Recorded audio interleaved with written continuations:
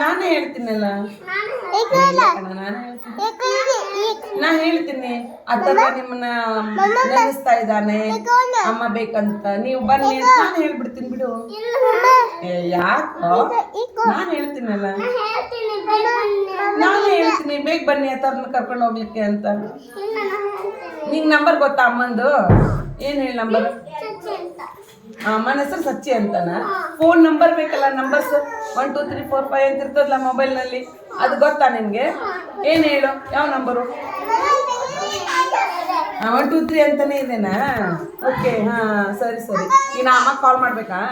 ಕಾಲ್ ಮಾಡಿ ಏನೆಲ್ಲ ಮಾಡಬೇಕು ಹೇಳ?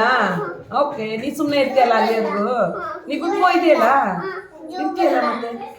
ನೀ ಎಷ್ಟು ಗುಡ್ಡಿದ್ದೀರಿ ಅಮ್ಮ ಅಮ್ಮ ಅಂತ ಯಾಕನ ನಿನ್ನೆ ಕರ್ಕೊಂಡು ಹೋಗಿದಾರಲ್ಲ ನಿಮ್ಮ ಮನೆಗೆ.